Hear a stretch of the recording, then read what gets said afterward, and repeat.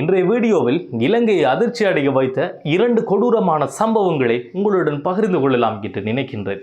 முதல் சம்பவம் கெபெத்திகொல்லாவ பகுதியில் மனைவி ஒருவர் தனது கணவரை கோடாரியால் தாக்கி கொலை செய்த அதிர்ச்சியான சம்பவம். அடுத்ததாக இரண்டாவது சம்பவம் ஹொரண கெபெல்லகொட பகுதியில் மது அருந்தும் போது அந்த இடத்தில் ஏற்பட்ட வாக்குவாதம் உயிரிழப்பாக மாறிய சம்பவம். இரண்டு சம்பவங்களுக்கும் ஒரு ஒற்றுமை இருக்கின்றது. அந்த ஒற்றுமை என்னவென்று பார்த்தால் வாக்குவாதம் தான்.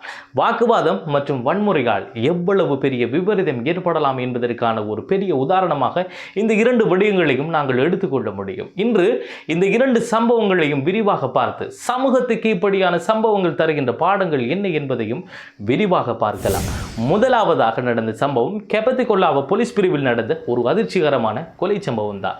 மனைவி ஒருவர் தனது கணவரை கோடாரியால் தாக்கி கொலை செய்துவிட்டு தனது 3 குழந்தைகளுடன் நேரடியாக போலீஸ் நிலையத்திற்கு சென்று சரணடைந்திருக்கின்றார். இந்த சம்பவம் எங்களுக்கு பல கேள்விகளை எழுப்புகின்றது. அது மட்டுமல்லாமல் குடும்ப வன்முறை, மனநிலை, சமூக பிரச்சனைகள் என்பது போன்ற விடயங்களை உலக நாடுகளுக்கு வெளிச்சம் போட்டு காட்டுகின்றது.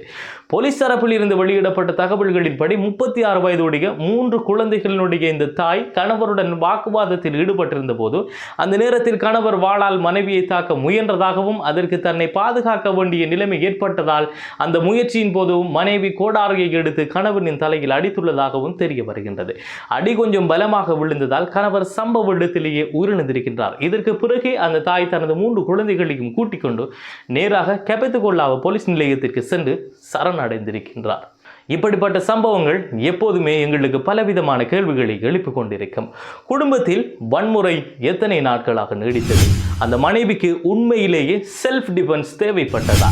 குழந்தைகள் முன்னால் இப்படிப்பட்ட வன்முறை நடந்தால் அவர்களுடைய மனநிலை என்னவாக இருக்கும்?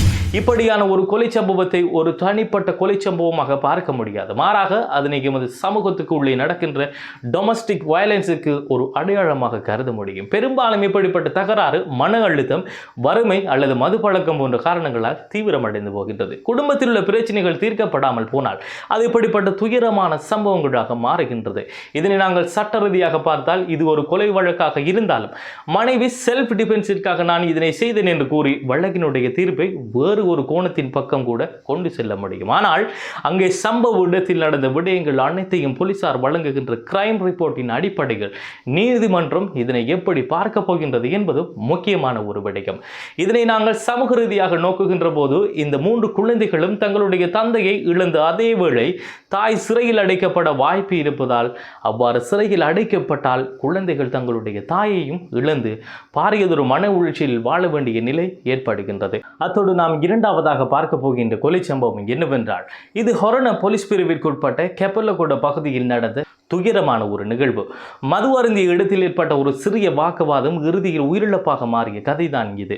போலீஸ் விசாரணைகளின்படி 66 வயதுடைய உயிரிழந்த நபர் தனது வீட்டுக்கு அருகில் இருக்கின்ற ஒரு இடத்தில் மது அருந்தி கொண்டிருந்த போது அங்கே இருந்த இன்னொரு நபருடன் வாக்குவாதம் ஏற்பட்டிருக்கின்றது. அந்த வாக்குவாதம் அதிகரித்து அது சண்டையாக மாறி குறித்த நபர் கூறிய ஆயுதங்களால் தாக்கியதில் அவர் சம்பவ இடத்திலேயே உயிரிழந்திருக்கின்றார். இதனால் ஹொரண போலீசார் சந்தேக நபரை கைது செய்யும் பணிகளில் ஈடுபட்டு வருகின்றார்கள்.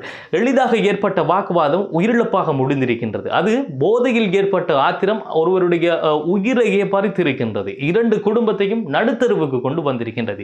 இதுபோன்று சமூகத்தில் ஏற்படுகின்ற ஆல்கஹால் ரிலேட்டட் கிரைம்ஸ் அதிகரித்து வருவது என்பது மிகவும் ஒரு கவலைக்குரிய விடயமாகும். மது வருந்தும் சூழலில் பெரும்பாலும் சண்டைகள், வன்முறை, சில நேரங்களில் கொலை செய்யும் அளவுக்கு நிகழ்வுகள் நடந்து கொண்டுதான் இருக்கின்றது. இந்த ஒரு சம்பவமும் அதற்கு சான்றாகி போகின்றது. இன்று பார்த்த இந்த 2 சம்பவங்களும், அதாவது கெபெத்திகொல்லாவில் மனைவி கணவரை தாக்கி கொன்றது, ஹொரணையில் மது அருந்தும் இடத்தில் ஏற்பட்ட வாக்குவாதம் உயிரிழப்பாக மாறியது, இந்த இரண்டுமே நமக்கு சொல்கின்ற பாடம் ஒன்றுதான். குடும்பத்திலும் சமூகத்திலும் பிரச்சனைகள் வந்தாலோ வாக்குவாதங்கள் ஏற்பட்டாலோ அதனை வன்முறையால் தீர்க்க முயற்சிக்க கூடாது என்பதுதான் அந்த ஒரு சிறந்த பாடம். ஆகவே இவ்வாறான கொலை சம்பவங்களை நாங்கள் வெறும் செய்திகளாக மட்டும் பார்த்துவிட்டு கடந்து செல்லாமல் அதனை எங்களுடைய வாழ்க்கைக்கு தேவையான ஒரு பாடமாக கூட எடுத்துக்கொள்ள முடியும். குடும்பத்தில் பிரச்சனைகள் வந்தால் அதை வன்முறையால் தீர்ப்பதற்கு முற்படக்கூடாது. இதற்கு மாறாக பேசி தீர்ப்பதன் மூலமாக, சமூக ஆதரவு மூலமாக அல்லது சட்ட வழிமுறைகளால் கூட அதனை தீர்த்து கொள்ள முடியும். இல்லையெனில் ஒரு வாக்குவாதம் ஒரு உயிரிழப்பாக மாறிவிடுகின்ற போது அது எங்களை மட்டுமல்லாமல் எங்களை சார்ந்தவர்களுக்கு அல்லது எங்களை தங்கி வாழ்பவர்களுக்கும் பாரியதொரு தாக்கத்தை ஏற்படுத்தி விடுகின்றது என்பதை கருத்தில் கொண்டு எங்களுடைய வாழ்க்கை வழிமுறைகளை அமைத்துக் கொள்ள வேண்டும் என்பதை கூறிக்கொண்டு இந்த காணொளியில் இருந்து விடைபெறுவது அப்துல் லத்தீப் ஹசன் நிஸ்வி.